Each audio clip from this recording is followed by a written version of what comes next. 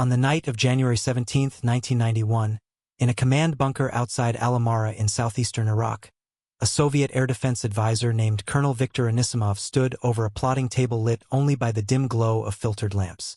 The bunker shook intermittently with the distant thump of explosions rolling across the desert. Dust drifted from the ceiling with each tremor, but what unsettled him far more was the data, or rather, the lack of it, coming from the early warning network. The first phase of Operation Desert Storm had begun only minutes earlier.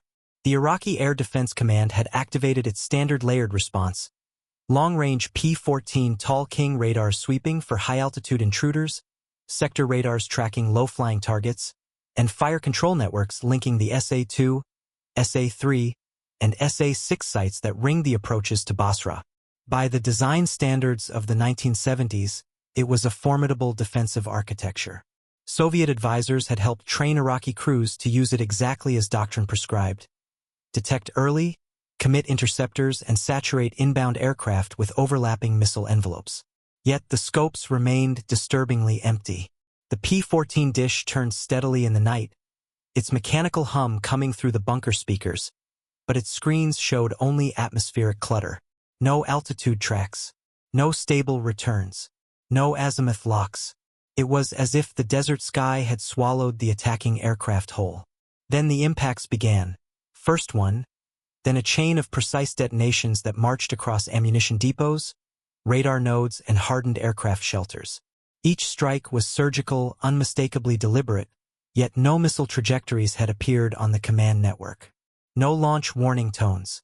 No Doppler shifts indicating inbound penetrates.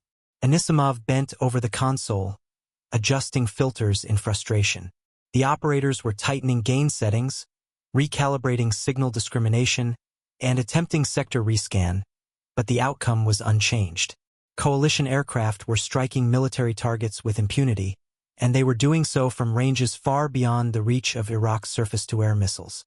He had encountered this problem before: theoretical discussions in Moscow about American standoff weapons, speculative analyses of long-range precision munitions, but this was the first time he had witnessed the failure of a Soviet-designed air defense system under real combat pressure. The attacks weren't coming from inside Iraqi missile range at all. They were arriving from outside it, delivered by aircraft the network could not even see, let alone engage. And as Anisimov stared at the silent radar scopes, he realized the question confronting every Soviet advisor in Iraq that night. Not where the NATO jets were, but how they were attacking without entering the envelope at all. Colonel Anisimov's confusion was shared across every major Iraqi command post that night. The Soviet design system, on paper, should have generated a dense track picture of the airspace. The Tall King long-range radar could detect high-altitude targets at distances extending well beyond 200 miles. The spoon rest and flat face radars covered medium-altitude corridors, while the network of low-blow and straight-flush fire control units guided SA-2, SA-3, and SA-6 missiles against any aircraft that dared penetrate Iraqi skies. But the coalition never needed to. What Anisimov and many Soviet engineers had feared quietly for several years was unfolding in real time. American and NATO doctrine had evolved around standoff strike capabilities that exploited every known vulnerability in fixed Soviet-style air defense architecture. The radars were performing exactly as they were designed to, which was precisely why they were failing. Their coverage was optimized for aircraft flying toward defended targets, not missiles and guided weapons released from far beyond the perimeter. Even when operators suspected deception or electronic warfare, the pattern made no sense through the lens of older doctrine. The SA-2's V-750 missile, a Cold War workhorse, could reach roughly 25 miles in ideal conditions.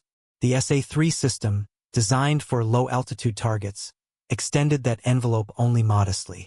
The SA-6, famous for its mobility and performance during the 1973 Arab-Israeli War, remained deadly inside its 15-mile range, but all of these figures assumed the attacker needed to enter the defended zone to fire their weapons. Coalition jets had no such requirement. By 1991, American strike packages were built around the concept of standoff initiation, engaging strategic targets from distances that exceeded the maximum engagement radius of every Soviet-made missile Iraq possessed. An F-15E or F-111F could release guided bombs or long-range munitions well outside the point at which SA-2 or SA-3 operators even detected a threat. Radar returns simply never materialized because the aircraft themselves were not approaching. Only the incoming weapons were, and by the time they appeared, it was far too late for Iraqi gunners to react. Even more destabilizing was the coalition's systematic use of jamming aircraft like the F-111A Raven. Its terrain-following radar and powerful jamming pods suppressed Iraqi tracking radars so effectively that many sites saw only snowstorms of static or deceptive false targets. A Soviet-designed network that had once challenged the most advanced Western aircraft was now being blinded before firing a single missile. For Anisimov, the implications were immediate and devastating. The system wasn't malfunctioning. It was simply obsolete against a form of warfare that no Soviet tactical manual from the 1970s had fully anticipated. The coalition was fighting a new kind of air war, one centered on distance, precision, and information dominance. And as the night progressed, another realization emerged. These attacks were only the opening phase of a campaign designed to dismantle Iraq's entire air defense architecture methodically, piece by piece. The cornerstone of the coalition's strategy, the element that baffled observers like Colonel Anisimov, lay in the rise of standoff precision strike weapons. These were not theoretical concepts or experimental prototypes. By 1991, they were proven tools of American airpower, designed specifically to defeat dense, Soviet-origin missile belts without ever entering their lethal arcs. Among the most transformative were the AGM-88 HARM anti-radiation missiles. Fired from F-4G Wild Weasels and F-16C aircraft, HARMs could home in on enemy radar emissions at ranges Iraq's SA-2 and SA-3 batteries could not match. The moment an Iraqi radar lit up, its operators risked inviting a HARM strike from 40 miles or more, far beyond the reach of their own missiles. This single capability forced radar crews into a paradox. Activate the radar and become a target, or shut it down and become blind. Either decision rendered much of the Soviet-designed doctrine ineffective. But HARMs were only the beginning. American F-111F Aardvarks carried GBU-24 Paveway 3 laser-guided bombs, which they released at significant standoff distances after terrain-following approaches. These bombs glided toward their targets with remarkable accuracy, requiring no exposure to Iraqi missile envelopes. Even more unsettling were the first operational uses of GPS-aided bombing via the GBU-27 and the early Joint Direct Attack Munition concepts.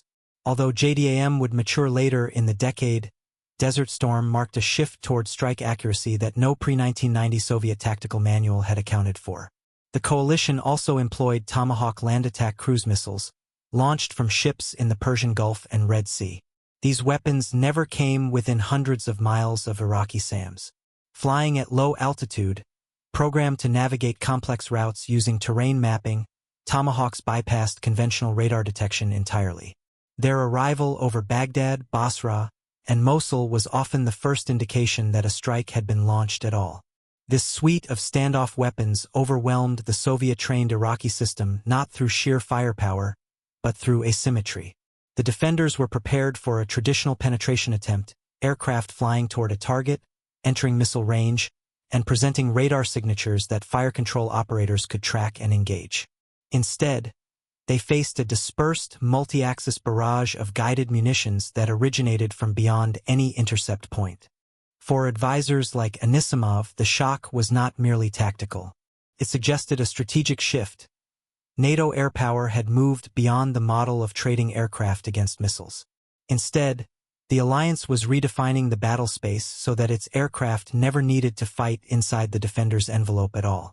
This mismatch between Soviet-era doctrine and emerging Western capabilities would shape the remainder of the conflict and reveal deep structural weaknesses in Iraq's air defense network.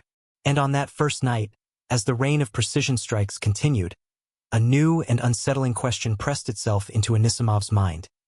If this was only the beginning, what would happen once the coalition turned its attention to the backbone of Iraq's integrated system? By the early hours of January 17, 1991, the consequences of NATO's standoff doctrine were no longer theoretical.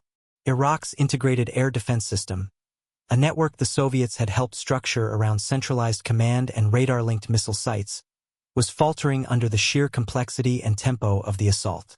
Colonel Anisimov watched as communication links grew erratic, radar stations went offline one after another, and fire control crews struggled to coordinate engagements in a sky they could no longer interpret in real time. The system had been built around Soviet principles developed in the 1960s and refined in the 1970s. Identify, track, engage. It relied on long-range early warning radars feeding data into command nodes, which then distributed firing orders to missile batteries arranged in rings around key cities and military installations. Against massed formations of conventional aircraft, this approach had once been formidable. During the Vietnam War and the Arab-Israeli conflicts, Soviet SAMs had achieved notable successes. But Desert Storm was demonstrating something different. The integrated structure itself was vulnerable to disruption. Coalition planners understood this intimately. On the first night, they struck at the nodes that made the system coherent. Sector operations centers, communication relays, fiber optic hubs, and hardened air defense headquarters. Even if individual SA-2 or SA-3 batteries survived the initial bombardment, their ability to function as part of a synchronized network evaporated. Many were forced to operate autonomously, relying on local radar only. This shift negated the layered defense concept entirely and made each site far easier to suppress or avoid. Compounding these problems was the presence of stealth aircraft. F-117 Nighthawks conducted deep strikes into Baghdad and other heavily defended areas, targeting radars, command bunkers, and electrical grids with precision-guided munitions. Their radar cross-section was so small that, on most Iraqi scopes, they appeared indistinguishable from background noise, if they appeared at all. For Soviet advisors accustomed to radar-centric doctrine, the inability to detect the very platforms dismantling the system was a profound shock. Electronic warfare intensified the collapse. F-111A Ravens and EA-6B Prowlers flooded Iraqi radar bands with jamming patterns, false returns, and deceptive cues. Operators struggled to distinguish real targets from electronic illusions. Some radars were forced to cycle intermittently to avoid harm strikes, further degrading situational awareness. Others went dark entirely, either to survive or because their power infrastructure had been severed. By dawn, the IADS no longer resembled the cohesive Soviet-style network envisioned in operational plans. It functioned as a patchwork of isolated sites, each attempting to defend itself without coordinated support. And as Anisimov studied the fragmented reports, one conclusion became unavoidable. The coalition had not merely bypassed Iraq's missile ranges, it had unmade the system itself, rendering its theoretical strengths largely irrelevant. Yet the most sobering realization still lay ahead. The speed at which the system collapsed raised a fundamental question. Had Soviet doctrine failed, or had NATO simply moved into an entirely new generation of warfare that the older architecture could not possibly match? As Desert Storm unfolded over the following days, Soviet advisors in Iraq compiled increasingly grim assessments. Colonel Anisimov and his colleagues had arrived expecting to observe familiar patterns of air combat, probing strikes, missile exchanges, radar versus jammer duels reminiscent of earlier conflicts. Instead, they were witnessing a demonstration of capabilities that rendered many of their assumptions obsolete. Every after-action report, every intercept log, every damaged site reinforced the same conclusion. The core principles of Soviet air defense doctrine had been overtaken by Western advances in technology and operational integration. One of the most striking lessons concerned strike reach. Soviet planners had long emphasized the importance of dense missile rings and overlapping radar fields to force attackers into predictable corridors. But coalition aircraft rarely approached those rings at all. F-15Es and F-111Fs executed precision attacks from distances that SA-2 and SA-3 batteries could not contest. Naval forces contributed long-range Tomahawk strikes that bypassed missile belts entirely. Flying in from directions Iraq was never configured to defend. The concept of a front line in air defense, a boundary beyond which hostile aircraft would be exposed, no longer applied. Equally transformative was the coalition's use of information dominance. Airborne warning and control system aircraft provided a real-time picture of the battlespace that Iraqi commanders could not match. While the Iraqi network relied on fixed radars vulnerable to jamming and destruction, NATO forces operated with mobile, multi-sensor fusion. This asymmetry meant that even when Iraqi crews fired missiles, they did so without confidence that their targets were still present or within range. Stealth added another dimension entirely. Although the number of F-117 sorties was limited compared to conventional aircraft, their impact was outsized. They struck command bunkers, radar hubs, and hardened targets without ever being detected. For Soviet observers, the implication was profound. If radar could no longer be trusted to reveal incoming threats, the entire architecture of radar-guided air defense needed reconsideration. These insights reverberated far beyond Iraq. In Moscow, military analysts scrutinized every available detail of the coalition's campaign. They recognized that the combination of stealth, standoff weapons, electronic warfare, and precision-guided munitions represented not an incremental improvement, but a redefinition of air power. In the years that followed, Russia would accelerate development of longer-range SAMs, mobile radar systems, and passive detection technologies. Efforts aimed at closing the gap revealed so starkly in 1991. For advisors like Anisimov, the experience carried a more personal weight. He had spent his career mastering the doctrines that shaped the Warsaw Pact's view of air defense. Yet here, in the deserts of Iraq, he had confronted a reality that no manual had prepared him for. An enemy that could strike decisively without entering the engagement envelope. The lesson was unmistakable. The next generation of warfare would not be fought where Soviet systems expected it to be fought. And as he reviewed his final assessment report late one evening near Basra, he articulated the conclusion shared by many who had witnessed the conflict firsthand. The missiles had not failed, the assumptions behind them had. In the decades since the Gulf War, military historians have often described Desert Storm as the moment modern air power fully emerged.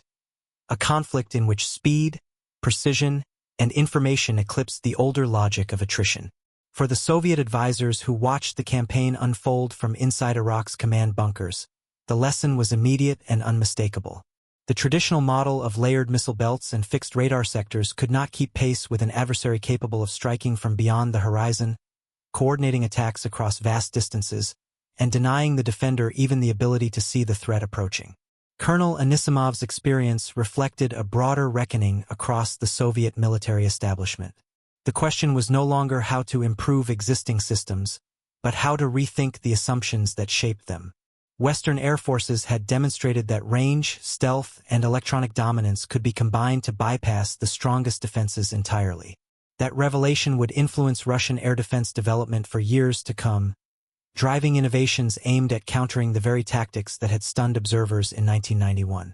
If you found this analysis valuable and want to explore more moments when technology reshaped the balance of power, consider liking the video, subscribing, and turning on notifications. Your support helps bring more in-depth military history and Cold War technology documentaries to the channel.